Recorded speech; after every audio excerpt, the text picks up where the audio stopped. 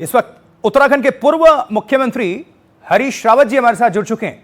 हरीश जी, उत्तराखंड में यह भीषण तबाही और ये पहली बार हमने नहीं देखा, इसके पहले भी हमने बहुत त्रासदियां देखी हैं, लेकिन इस वक्त आपके पास क्या जानकारी है हरीश जी?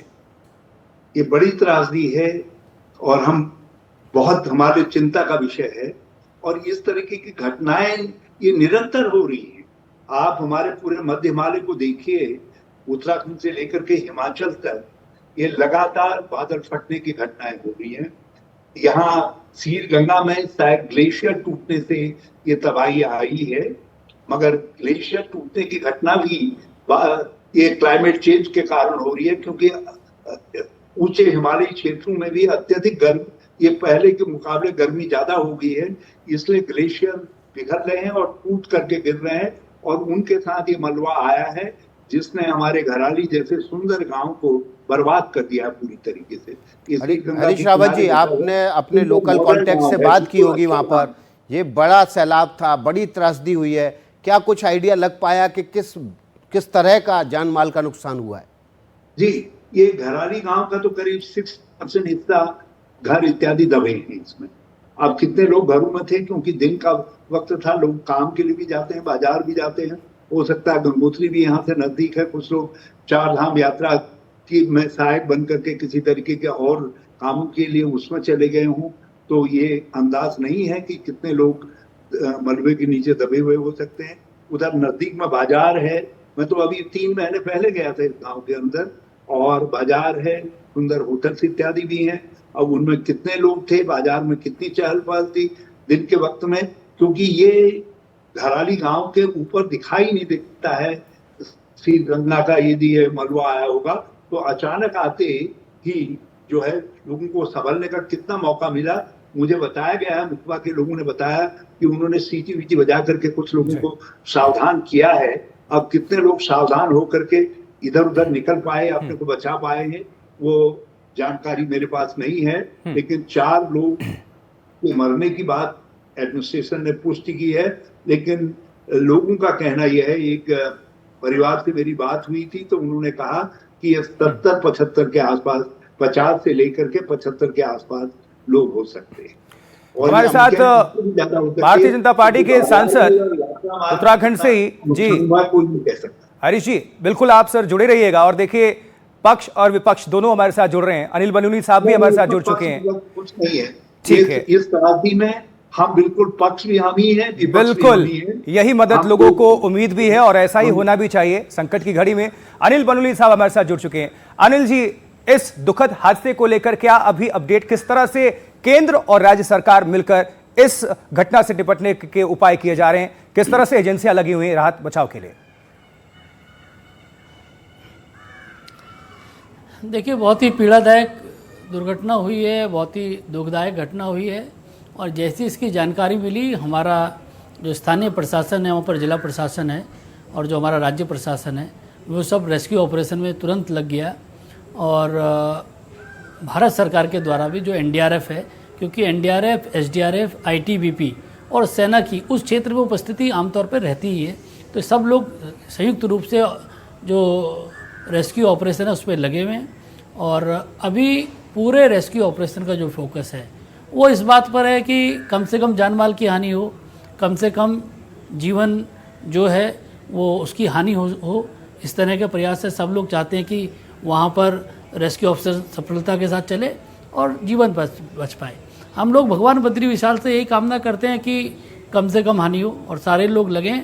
अभी संसद भवन में हम लोग गढ़वाल के सांसद माननीय गृह मंत्री जी से भी हम लोग मिले थे, और गृह मंत्री जी द्वारा बताया गया कि भारत सरकार के द्वारा भी राज्य प्रशासन के साथ पूरा समन्वय करके ये ऑपरेशन चल रहा है, और वहाँ पर एनडीआरएफ और एसडीआरएफ के साथ साथ सेना के कॉलम को वहाँ पर लगा दिया गया है। 2 चिनूक हेलीकॉप्टर अभी चंडीगढ़ में स्टैंड बाय पे रखे गए हैं। इसी प्रकार से 2 हेलीकॉप्टर सरसावा बेस में भी रखे गए हैं कि उनकी आवश्यकता पड़े तो उनको तुरंत लगाया जा सके। हम लोगों ने जो भारतीय जनता पार्टी के कार्यकर्ता हैं उनको भी आसपास कहा है कि वो सब लोग वहाँ पहुँचे, सब लोग पहुँच भी गए हैं, और जो अगर किसी को खाद्यान्न की ज़रूरत है, किसी को फूड पैकेट की ज़रूरत है, अगर ब्लड डोनेशन की ज़रूरत है तो उसके लिए भी, तो तमाम तरीके से इस पूरे प्रयास किया जा रहा है कि कम से कम जीवन का नुकसान हो। माननीय प्रधानमंत्री जी के द्वारा पूरी जो परिस्थिति है उस पर नज़र रखी जा रही है। गृह मंत्री जी द्वारा भी समय समय पर वो अपडेट ले रहे हैं, राज्य के मुख्यमंत्री के द्वारा भी लगातार वो अपडेट ले रहे हैं और पूरे ऑपरेशन को नज़दीकी के साथ माननीय प्रधानमंत्री जी भी देख रहे हैं। हम लोग की यही पूरा फोकस है कि इस पूरे ऑपरेशन को सफलता के साथ पूर्ण करें और कम से कम जान माल की हानि के साथ हम लोग इस सफलता के साथ इस ऑपरेशन को पूरा कर सकें। जी अनिल बलूनी जी, मौसम विभाग ने अलर्ट किया है अगले 24 घंटे में वहां पर बहुत ज़्यादा भारी से भारी बारिश होने की आशंका जताई है, रेड अलर्ट भी जारी किया है। ऐसी सूरत में वहां पर राहत बचाव कार्य भी जो है बाधित होगा।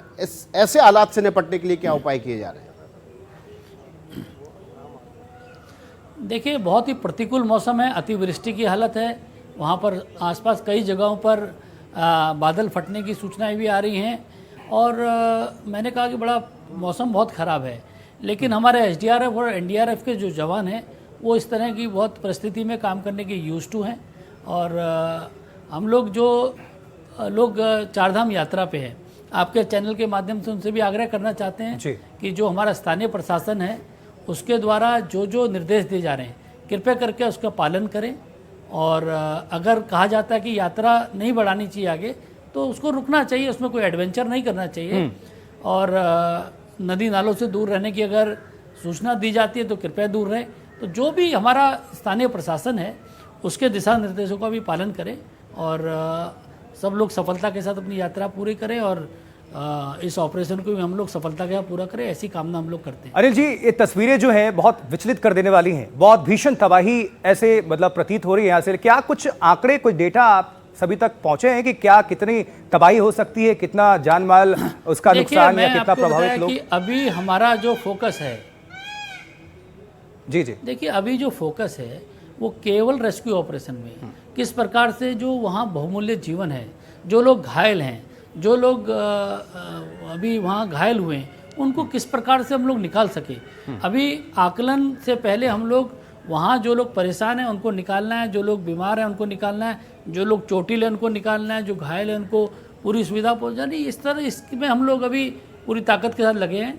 एक बार ये पूरा हो जाए तो उसके बाद फिर आकलन करेंगे कितना नुकसान हुआ है। जी हरीश रावत जी, बहुत अच्छा जेस्चर दिखाया आपने इस बातचीत की शुरुआत में कि पक्ष विपक्ष सब इस आपदा के अवसर पर, आपदा पर हम एक साथ हैं। आप कुछ कहना चाह रहे हैं? जी, मैं ये कहना चाहता हूँ अनिल जी, हमारे केवल सांसद ही नहीं हैं, ये आधी सरकार है, आधी राज्य सरकार, आधी केंद्र सरकार। और इस समय ये मेरी बात से सहमत होंगे कि ये जो हमारा मध्य हिमालय का क्षेत्र है ये क्लाइमेट चेंज के प्रति बहुत वल्नरेबल हो गया है। या सारी आपदाएं जो है हमको झेलनी पड़ी है, ये सब जो है जलवायु परिवर्तन का सबसे बुरा असर हमारे जनजीवन पर पड़ रहा है, हाँ हमारे क्षेत्रों पर पड़ रहा है। तो इसके लिए एक राष्ट्रीय पहल प्रारंभ करने की जरूरत है ताकि राज्यों के अंदर भी हम नीतियों को इस तरीके से नियोजित कर सकें कि वो एक सस्टेनेबल डेवलपमेंट की तरफ ले जाने वाली पॉलिसीज हमारी हों। और आज जो है अंधाधुंध विकास जो हो रहा है, विकास के नाम पर जो जमीनों को हड़पने और बड़ी बड़ी अट्टालिकाएं बनाने और मुनाफा कमाने की होड़ चली हुई है। हरीश जी, लेकिन हरीश जी हमेशा से हम देखते रहे हैं, अच्छा आपने बिंदु उठाया, उसके लिए मैं चाहता हूं कि अनिल जी यदि कुछ पहल करें तो उत्तराखंड के लिए बहुत अच्छा होगा। इनकी पहल के साथ मैं भी खड़ा होना चाहूंगा। बिल्कुल, अभी अनिल बलूनी जी हमारे साथ हैं नहीं तो ये सवाल हम लेते, लेकिन आपसे हम ले लेते हैं। अवैध अतिक्रमण कितना आप इसको वजह मानते हैं? नदियों के किनारे हमेशा से, चाहे उसमें होम स्टे हो, होटल्स हो, रेस्टोरेंट्स हो, ये तमाम आप देख पा रहे हैं, क्या ये एक बड़ी वजह नहीं है? और हर बार हम ये देखते हैं जो भी घटना होती है उसके थोड़े दिन के बाद ये सब कुछ पीछे छूट जाता है और फिर से वही ढाक के तीन पात। प्रशासन, सरकार क्या करती है? सवाल ये है, मारे जाते हैं लोग। देखिए, इससे क्लाइमेट चेंज का जो इम्पैक्ट है उसमें और बढ़ रहा है और खतरनाक हो जा रहा है। और हमने सारी नदी घाटियों को भी और जो हमारी ऊपर की पर्वतीय ऊंचाई के एरियाज हैं उनमें भी जमीनें सब बेच डाली और उन पर बड़ी बड़ी लोगों ने ईट की, सीमेंट की, लोहे की जो है इमारतें खड़ी कर दी हैं, हमारे जो पर्वतीय भवन शैली थी उसके बिल्कुल विपरीत। तो हमारे पूरे उत्तराखंड की और हिमाचल की, वहां की भूमि की, जमीन को, भार को कितना धारण करने की क्षमता है, उस पर उसका आकलन नहीं हो रहा। हमारी नदियों की इस तरीके के भार को धारण करने की क्षमता कितनी है, उसका आकलन नहीं हो रहा है। आप बलूनी जी से पूछ करके देखिए कि नित्य प्रतिदिन जाते होंगे उधर ही से, क्योंकि उनका संसदीय क्षेत्र का रास्ता है।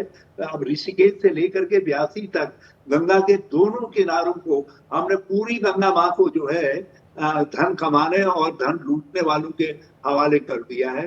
भगवान न करे वहां कोई ऐसी धराली जैसी घटना हो तो सैकड़ों लोग जो है बह करके गंगा में समा जाएंगे। ठीक है, इतनी ऐसी वो बन गई वहां, और मुझको गंगा सम्मान यात्रा निकालनी पड़ी इसके विरोध में जो है। बहुत बहुत शुक्रिया हरीश रावत जी आपका एनडीटीवी से जुड़ने के लिए। तो हरीश रावत कह रहे हैं कि ये जो हालात आज बने हैं इसके पीछे इंक्रोचमेंट भी है, अतिक्रमण भी है, नदियों के किनारे जिस तरह से स्ट्रक्चर खड़े किए जा रहे हैं वो भी एक बड़ी वजह है, और ग्लोबल वार्मिंग एक बहुत बड़ी वजह बता रहे हैं जिसकी वजह से ग्लेशियर पिघल रहे हैं और ये हालात बन रहे हैं। ये 8 तस्वीरों के जरिए हम आपको धराली गाँव में आई आपदा की हम एक एक तस्वीर आपके सामने रख रहे हैं।